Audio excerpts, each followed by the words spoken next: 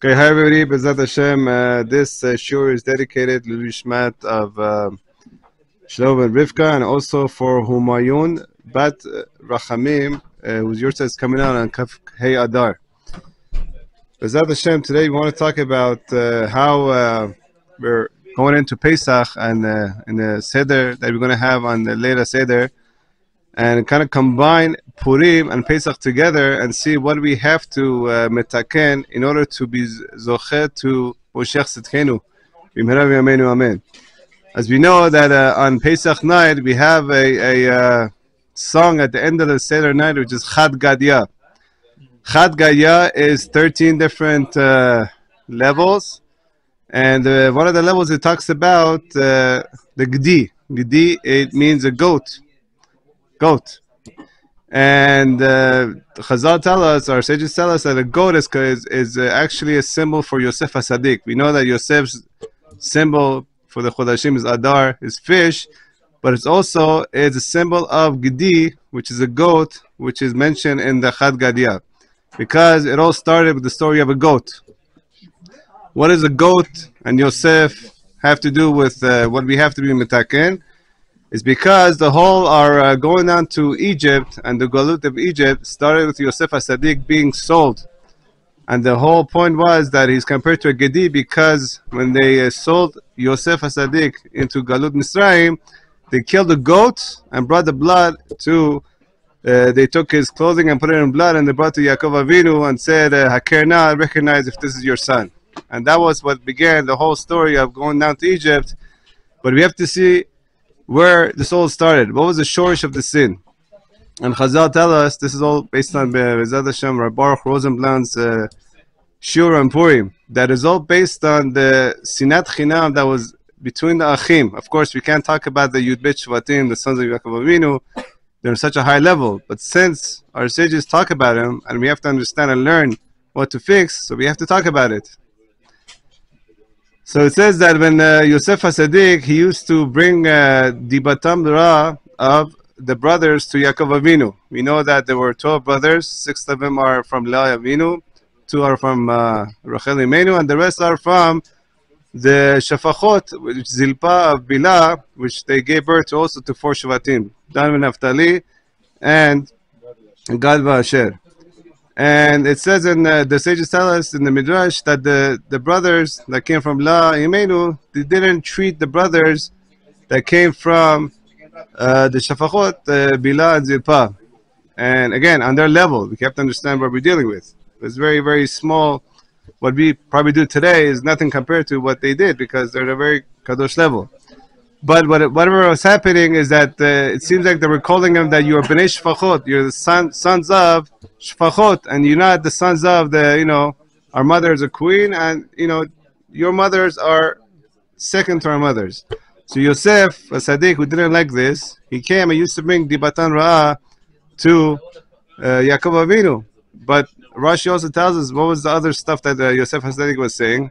He was saying that the brothers, amongst other things, they were eating Evar Min Achai, which is Asur, to eat a limb from an animal that has not died yet. Of course, Yosef HaSadik, we know he should have gone and asked the brothers, what are you doing? He didn't know that the brothers had made this this piece of meat that they were eating. It wasn't from an Evar Min Achai. It was actually, it was from a live animal, but the animal was made from Sefer HaYesirah. And that's why it was allowed that they could eat it without shechita. But Yosef HaSadik didn't know that. But instead of going and asking the brothers, he went straight to Yaakov Avinu and brought what he thought was wrong. And Yaakov Avinu, who picked it up, that he's saying Lashon Hara, he made him kutunet pasim. Now we all know that he made him a special clothing for Yosef HaSadik. And our sages tell us that because he made that clothing is what made all the sinah between the brothers and led us to Mitzrayim. But another touch on this is that Yaakov Avinu, in his infinite wisdom that he had, he was trying to teach Yosef to control his lashon from saying lashon hara. Ketunet pasim, we all know that it's made from meshi, something very, very, very expensive. And he was trying to be reminiscent that a meshi that is a tolad meshi is bought from a silk worm, from the mouth of the worm that is very, very expensive. Either you could put this clothing on on a nasikh, a prince or a king, or if a tolad goes into a biggest tree of Erez, it's a cedar tree which is very tall, but if it goes into it, it could be mekalkelit. So he was trying to hint to him that you could either use your lashon to become a king, if you use it right, and not say lashon hara, or you could mekalkel the biggest building ever built by saying lashon hara. So that was Yaakov Avinu's remes to him, but the brothers again, instead of going and asking Yaakov what this is all about, they thought that he was trying to favor Yosef, but he was actually trying to teach him to say lashon hara. So they hated him even more, and because of that, it was sold into slavery, and because of that, our fathers had to go down to Egypt because they called their brothers slaves, and everybody was saying lashon hara on each other because they misunderstood each other. So came the whole going down to Egypt, and we had to go through what we had to go through in Egypt, the hard work and the babies that were putting into the pyramids because there wasn't enough bricks. But after a long time, the Bnei Yisrael found out that what's going on over here. We have to get together, we have to have achdut, and the Midrash brings down that the reason that Hashem brought them out from Egypt is because they came together. When the Paro was hardening all the work for the Jewish people, they said you have to bring the amount of bricks, and if you don't bring the bricks, we're going to take your babies. And they were taking babies and putting them into the pyramids. If you open the pyramids today, you see it's full of the skeletons of Jewish babies. But the Jewish people came together and he said, you have to do 100 bricks. You didn't complete it 97. Here, I'll do 3 more for you, so you don't have to put your baby in. They came together. They did chesed with each other. And because of this chesed, HaKadosh Baruch Hu had rachamim on them. He said, now the chet of Mechirat Yosef is metukan. Everybody's coming together. No one is saying, I'm better than you. You're better than me. And then Hashem brought him out of Egypt and says, Vayakhel Sham Israel, and gave us the Torah. And the chet of lashon hara and chet of sinat chinam was over at that point, but it lay dormant, meaning just like chas v'shalom, something is dormant into his skin. And if you take medicine, it gets treated, but if you neglect the medicine, it comes back. So too, it came back at the time of Purim. We know that Haman Rasha was the biggest bad mouth, and he was saying lashon hara, but his lashon hara, the definition of lashon hara is like something that is true. Motzi shamra is when you say bad mouth somebody, but it's not true. But lashon hara, even though it's true, is wrong to say. But we know that Haman Rasha, he was the biggest slanderer of all. He came to Achashverosh and says, "This am mefuzar, and it's they're not acting good with each other. Everybody has his own synagogues. They're all separated. This one says I'm better than you. This one says I'm better than you. The rich is not giving to the poor, and everybody is divided." And he came to Achashverosh and said that we have to, I'm going to give you 10,000. The story. He gave him the 10,000 kikar of kesef, and it says le'abed. Now the lashon, Achashverosh is a very smart king. He's not going to come and destroy the whole Nobel Prize winning community of the Jewish people who are giving so much to the economy and contributing so much to the country. So Achashverosh, he heard the word le'abed with an ayin. Yeah, that we're going to make him into slaves. Okay, you're not going to destroy them. You're going to make him into slaves. Okay, that's the punishment they should get from God. Make them slaves.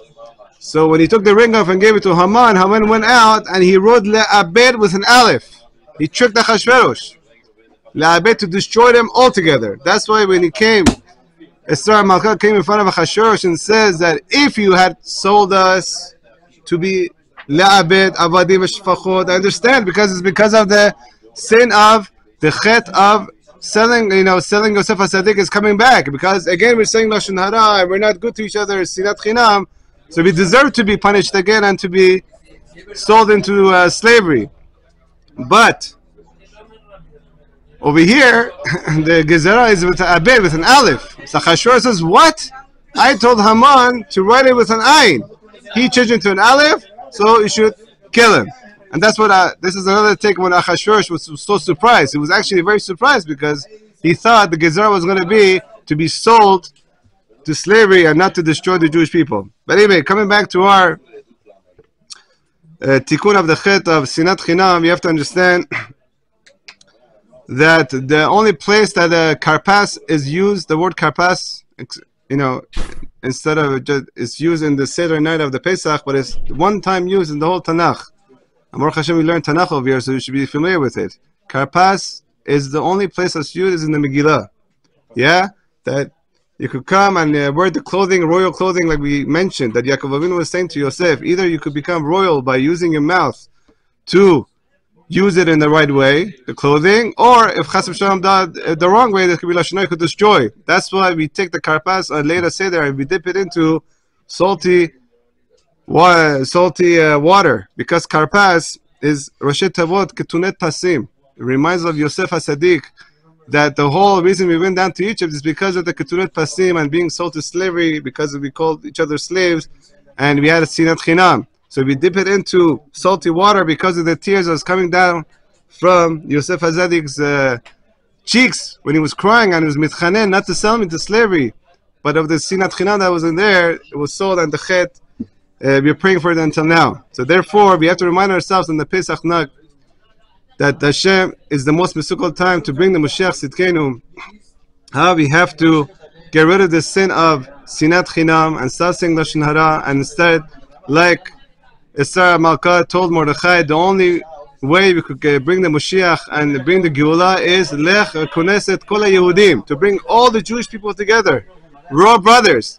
If I'm from the same father, you're from the same father, it doesn't matter. We all Achim, we have to come together under one Torah banner. And I just want to finish with this point, that we know that in order to bring the Geula, so they instituted to bring Mishnach Manot and Matanot Levyonim, because instead of being, separated, these gifts and gifts to the poor and gifts to each other, to friends, they bring each other close to each other, and that's the Achdut that is needed. We know in the past few weeks we had a very hard time for the Jewish people in Eretz Yisrael, and also things that we're hearing that are coming around the world. All these accidents, they're not accidents. HaKadosh Baruch Hu is trying to wake us up and is asking for Achdut.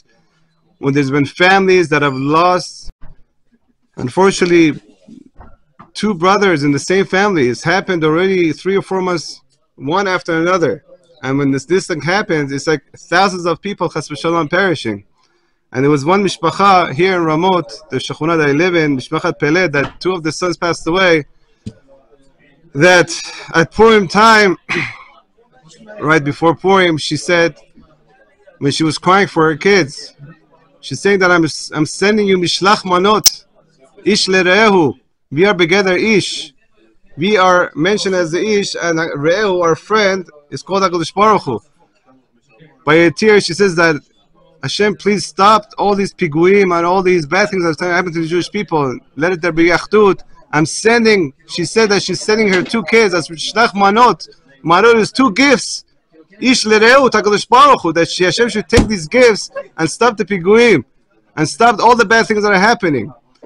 And again, nothing bad happens in the world. We know the earthquake first it happens by the Goyim, the earthquakes that happened by in Turkey and Syria, we didn't wake up on time. And now, Chas v'Shalom, all these things that are happening now, HaKadosh Baruch Hu is bringing it to the Jewish people, and with this woman giving these Mishlach Marot, HaKadosh Baruch Hu, hopefully that stopped the piguim and all the bad things that were supposed to come.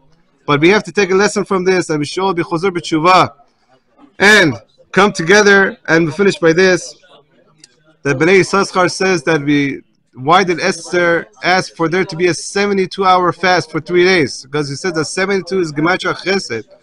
And unless we do Chesed with each other, Hashem is not going to bring the Moshiach. He says in order to have the Geula, we need 72 hours, we need Chesed. And also, Bnei Yissaschar brings down that Esther Mordechai is Gematria Chesed times 13. That in order to Hashem, for him to bring the Yud Gimel Midot of Rachamim, we have to start doing Chesed. It all starts with us. And that's why the Geula came by Purim, that because they did Chesed with each other.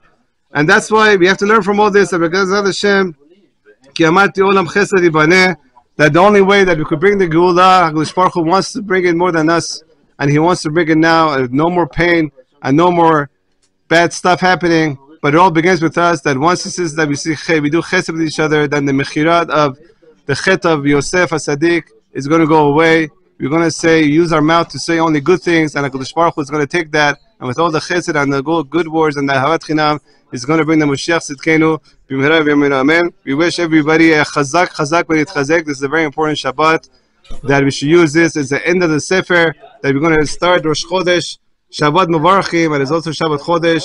It's the beginning of the Chodesh of Nisan. It should be Nisim v'niflo, just like HaKadosh Baruch Hu brought us out of Egypt in the first redemption. HaKadosh Baruch Hu should bring the Geula b'mehera v'meinu, and we should eat the Korban Pesach and Chagiga in the Beit HaMikdash this Pesach. Amen. Shabbat Shalom.